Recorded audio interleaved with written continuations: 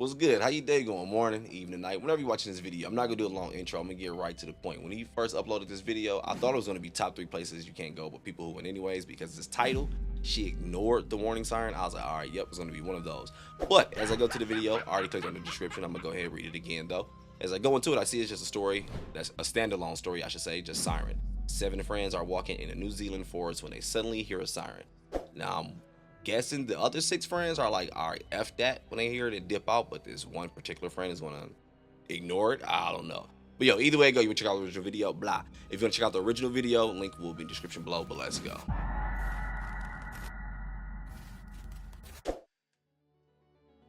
Stick around to the very end of the video to see one of my dumbest advertisements yet. In 2017, a group of 7 friends were wandering through this forest in New Zealand trying to get to this secret swimming spot. And as they're walking along this dirt trail far away from the road and there's no one near them, they suddenly hear this high-pitched, shrill siren sound coming from somewhere off in the forest. And so the group stops, they're listening to the siren, and eventually, after about 30 seconds, the siren stops. And at that point, these 7 friends begin exchanging very curious looks about what they just heard, but ultimately, they shrug it off and just keep on walking. Little did they know, that siren was trying to tell them to turn around and go the other way.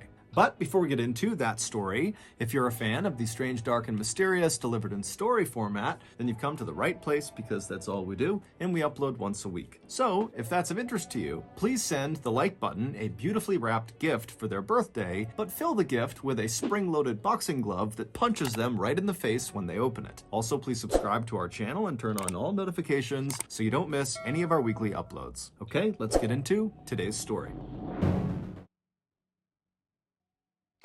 Definitely sound like they all ignored it to me.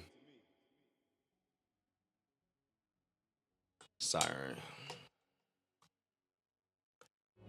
On the morning of Monday, February 6th, 2017, a group of 7 friends who were all college-aged and living in New Zealand began packing up their cars and getting ready to drive back to Auckland, the biggest city in New Zealand. The night before, the group had been out on Lake Tikitapu for a big concert called Flocella, where audience members would listen to the music while floating around on big blow-up rafts and floats. After the concert had ended, the group of friends had left the lake and headed to a nearby relative's house where they had a quiet after-party with a couple of drinks, and then everyone went to bed a little bit after midnight. This morning, the group had gotten up early because they wanted to get on the road as soon as possible to try to beat the holiday traffic that was sure to crop up that day on the way back to Auckland. February 6th is a big national holiday in New Zealand. It's called Waitangi Day, and it's to commemorate the initial signing of the Treaty of Waitangi, which is considered to be the founding document of the country. But right as the 7 friends had finished packing up their 3 cars and were getting ready to begin their 3-hour drive north to Auckland, one of the friends, a 21-year-old named Rachel De Jong, suggested they take a quick detour before they head back home. Rachel, along with another girl in this group of friends named Maddie, had several months earlier discovered this secret swimming spot that was located only about 15 minutes away from where they were now, and it happened to be on the way back to Auckland. This swimming spot was this beautiful green-blue pool of fairly deep water that was located in the middle of a forest. This pool was actually a part of the Waikato River.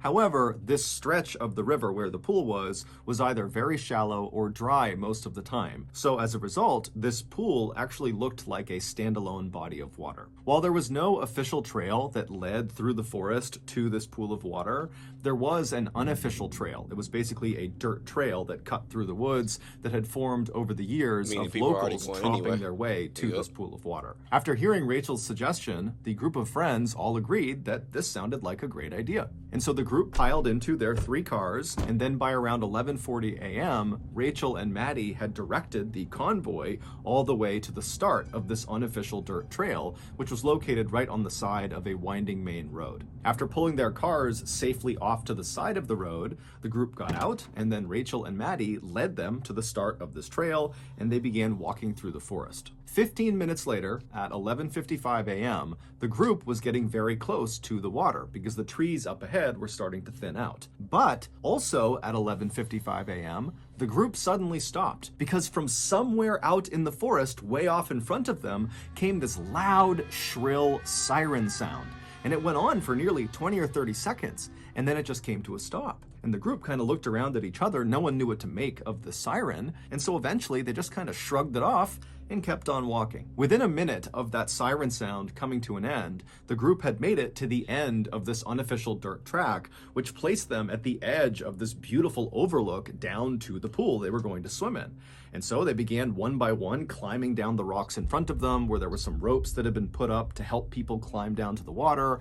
And so after they got down to the water, all of them stripped down to their bathing suits, they jumped into the pool, and they began swimming out towards the center of the pool, where there were these two big rocks that jutted up out of the water, almost like miniature islands. And so Rachel and the other women, so 5 of them, they climbed onto one of the rocks, and the 2 men who were part of this group climbed onto the other rock. And so they got up onto these rocks, and they're looking around, taking in the sights, and then at 11:58 a.m., another siren blasts across the forest. It's the same sound as the one they heard 3 minutes earlier when they were on the dirt track. And so once again, all 7 of them are kind of looking at each other wondering, what is this siren about? But now real quick, correct me if I'm wrong though, but if I remember correctly, so if you hear a siren, right, the louder you hear it, that means the closer you are to trouble, right?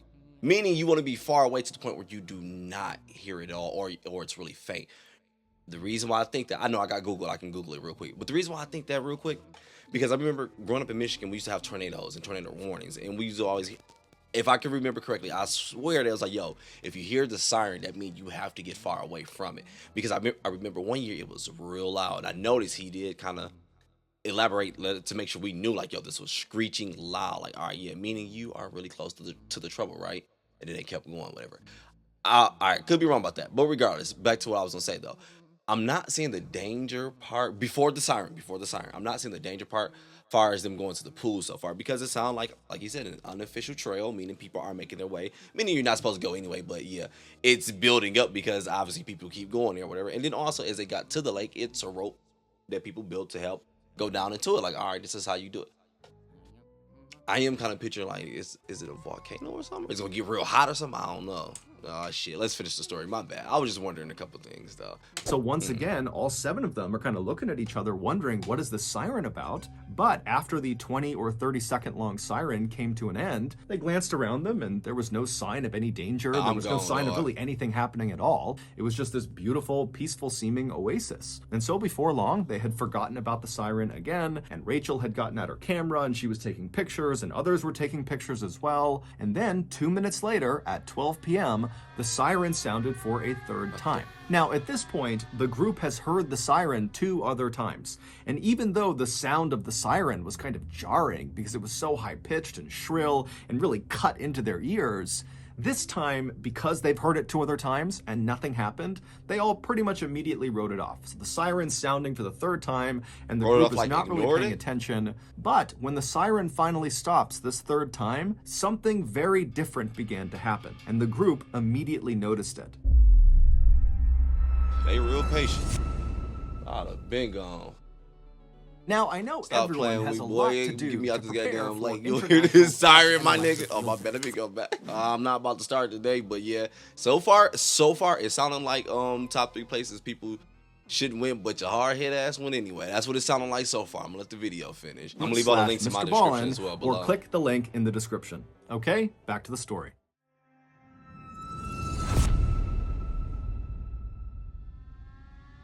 When the 3rd siren came to a stop, the friends started to hear a new sound, and it was coming from the same direction the siren had been coming from, which in effect was upstream. Even though this river was basically dry, they could turn and look uphill, and they could clearly see where the river would go if it was full. And so the friends turn and look upstream, and they're listening to this really loud kind of smashing sound that's coming from that direction, and they're exchanging curious looks at each other, trying to figure out what that sound could be. And then all of a sudden, they see it. A white wall of water comes crashing around the corner and began barreling straight down the riverbed towards them. By the time the friends had even processed what they were seeing, the water had reached the pool they were in, and it was flooding the pool so quickly they could literally see this huge pool rising. Its water levels were going up and up and up all around them. And so as the rocks they're standing on began to slowly submerge under all this rising water, the group collectively decided that this can't go on for very long. Whatever this is, it's going to stop, so just stay put, stay on these rocks, we're going to be okay. However, within seconds, the rocks they were on were completely submerged, and the water was still tumbling down the hill towards their pool. And I'm gonna go back. Did he say within seconds, dog? That means it is dumb water coming down here. Stay on these rocks, we're gonna be okay. However, within seconds, the rocks they were on were completely submerged, and the water was still tumbling down the hill towards their pool, and then spilling out over the other side down the other end of the riverbed. And they're thinking to themselves, if we don't get off these rocks soon, we're gonna get swept downstream with this water. And so the two men who were on their own rock, they leapt to a rocky outcropping that was slightly higher up and was connected back up to the forest. And so this rocky outcropping represented safety. And so once they were up there, they turned around and they yelled to the five women still stranded on their rock to try to swim over to them, and the guys would grab them and pull them to safety. But by this point, the girls are looking around, the water's up to their knees, and it's rushing past them. They can barely keep their balance. They know if they attempt to swim in this water, they're gonna immediately be taken downstream with it. And so the group very quickly decides their only choice is for the women to literally jump and grab the men who have their arms outstretched for them. Damn. And so Rachel DeJong, she was the first one to try this. She leaps off the rock, she grabs the guy's arms, and she gets pulled to safety. And then she turns around, and she and the other two men continue to get the women to jump off the rock to them. And at first, it's going fairly well until they get down to the second to last woman who leaps. She grabs one of the guy's arms, and then both of them lose their footing, and the guy and the woman, they both get swept away downstream. Rachel stays calm, and she moves to the position where the guy had been who just got swept away, and she takes out her GoPro camera selfie stick, and she extends it out to the last woman who's out on the rock. Her name is Alice. Oh, I was about to turn this shit off. Oh, what about weed, dog? Nigga, I thought she was about to take a selfie, dog. I was about to say, no way. And I ain't gonna lie, yo, if you look at that, like looking at that picture and hearing the water as it's going as well, I was like, yo, I can tell, like this current is gonna take them. If they miss, or if you just happen to slip and miss that jump at all, or if you miss that person's, one of the guy's hand, or if you miss that jump, yeah, you're gone, dog. That is crazy, man. I take it she about to use that aren't those things weak though, so her friends can grab it, but aren't those things weak as hell? Position where the guy had been who just got swept away, and she takes out her GoPro camera selfie stick, and she extends it out to the last woman who's out on the rock. Her name is Alice, and she tells Alice, jump and grab the selfie stick. And so Alice, who's almost completely submerged in water now, makes this frantic jump to grab onto the selfie stick. She grabs it for a second, but then loses her grip, and she begins being swept away. And Rachel, who at this point was completely safe, immediately jumped into the rapids after Alice. She grabbed Alice, she attempted to turn around and grab the rock to stop them, but she couldn't get a grip. And she and Alice were also swept downstream out of view. 2 weeks before Rachel, Maddie, Alice, and the others had gone to this secret swimming spot, a warning sign, like a physical warning sign that warned people not to go near this river, don't go near this pool, was stolen. And that warning sign was normally placed at the very beginning of that unofficial dirt track. Dickhead shit. I ain't gonna lie. I thought he was gonna say they ignored it. Calm down. I thought he was gonna say they ignored it. That means someone who saw that really wanted some shit like this to happen. Yo, that's some evil ass shit. Yo, I get the people, which is still stupid, who take like, all right, street signs, whatever. I don't know, stop signs, whatever. It's dumb. Either way it go. Where was I at? Damn, tripped me out. I lost track. But yo, regardless, still in that sign, yo, that's the most dickhead-ish ever. And it's to the point where I'm legit wondering, like, what if this person thought, all right, it was gonna be like a prank or something, they're just gonna get rushed by some water because they know what's gonna happen. Since they know people already take this trail and go up there anyway, yo, that's hella messed up, dog. Nah, scratch that. Actually, with a sign like that, and I think in the thumbnail, the mug is like solid red as well, right? Yeah, this person knew what was gonna happen. That's BS. A physical warning sign that warned people not to go near this river, don't go near this pool, was stolen. And that warning sign was normally placed at the very beginning of that unofficial dirt track that the 7 friends took to get to the pool. Meaning, when the 7 friends got out of their cars and began hiking into the forest to go to this pool, they would not have understood the danger of where they were going. Now, it is true that Rachel and Maddie... Not trying to play devil's advocate or anything. Well, there's not a position to play there, but not just trying to be a dick, but there's still some fault here. I'm sorry. 3 times hearing a siren, and you know we're going to an unofficial location. Nah, out of 7 people, somewhere should have kicked in like, yo, yeah, we heard this siren 3 times. No, that's not smart. We had to go. The 7 friends got out of their cars and began hiking into the forest to go to this pool, they would not have understood the danger of where they were going. Now, it is true that Rachel and Maddie had previously discovered this swim spot several months earlier. However, it seems like they had just learned that this swim spot existed and how to get to it. It did not seem like they had literally walked this trail and gotten to the pool, and so very likely they would not have known about the dangers this place posed. The pool of water they were swimming in was not actually dangerous itself. It was only dangerous because the pool was located in the middle of a spill zone. About 650 feet upstream of the pool they were swimming in is a dam, and 3 to 4 times a day, they open their gates, releasing 20,000 gallons of water per second down this mostly dry riverbed, and the water comes careening across that pool all the way to the bottom. Per second. 20,000 gallons of water per second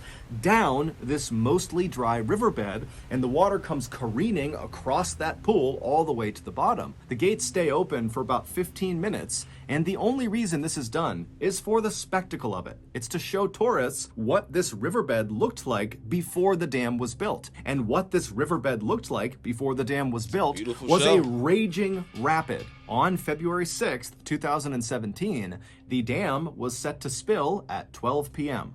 So those sirens the friends heard at 11:55, 11:58, and then 12 were all warnings that a spill was about to occur. But of course, the 7 friends had no idea. After the 12 p.m. spill had finally ended, the 3 friends who had made it to the rocky outcropping and had not been swept away by the current went looking for the 4 other friends who had been swept away, and they would find them. 3 had miraculously survived, but 1 had not. The sole fatality was 21-year-old Rachel DeJong, whose idea it was to come and swim at this spot in the first place. Rachel also was the woman who had left safety and jumped back into the rapids to attempt to save her friend, Alice. Either she was just that much of a hero when it came to her friends, or she did understand, like, yo, I'm the reason why we in this shit, let's go ahead and do it. Damn. Safety and jumped back into the rapids to attempt to save her friend. My idea. Today, there are many more. The reason why I'm gone. Damn. Back into don't get me wrong. When you say it out loud, as far as life go, that sounds more fair than anything. But still, damn, dog. She went out trying to save her partner. She was already in safety. I'm gonna let it finish. Rachel also was the woman who had left safety and jumped back into the rapids to attempt to save her friend, Alice. Today, there are many more warning signs and fences that have been put up around the Waikato River to prevent people from getting too close, because the dam still, despite the fatality, spills several times a day. However, despite all these precautions and all the notoriety around Rachel's death, people still today sneak in and go swimming in that secret pool. Of course. Unfortunately, I'm sorry.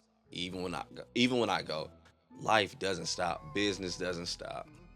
Damn, rest in peace, Rachel. I'm not gonna lie, that was fire though, man. She jumped in to save her partner. I'm not gonna lie to you. I hate emotional roller coaster type of stories where it's like you feel you're up, you're down, you're up, you're down, you feel a certain way, whatever, and it's changing, because that's what this one was for me. Because being honest, this one can fit into the top 3 places people shouldn't go, but they go anyway. Where it can fit there, man. But it's like that heroic moment. It's like, I get why you did it, and it sucks because you're the only one that lost your life too. And it's like, I'm wondering if by me being at that moment, these are just what if moments. Look, we know we can what if shit all day. I was just wondering though, at that moment, like, what if selfishly, if I decided, all right, I'm not about to jump in there to save my partner. Yeah, that sounds bad saying it out loud. But if right? I'm just thinking though, if they was like, no, I'm not jumping in, I'm gonna hold out, hopefully dog make it.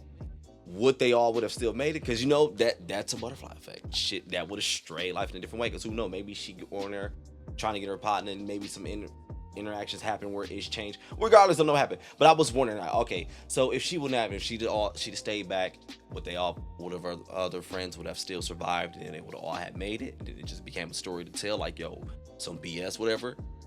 Who knows though, right? It's just what if it don't matter. I was just wondering that, like, I wonder if she would have not jumped in, would it would have been still the same outcome for them? Basically, what I was trying to say. But I ain't gonna lie, it's definitely rest in peace to Rachel. But I don't know. I still think they all ignored that damn siren, man. Hey, I don't know. I wasn't at the party. But look, I'm gonna go ahead and get up out of here and enjoy my night. You go ahead and do the same thing. Enjoy your day, morning, evening, night, whenever you're watching this video. But I'm out.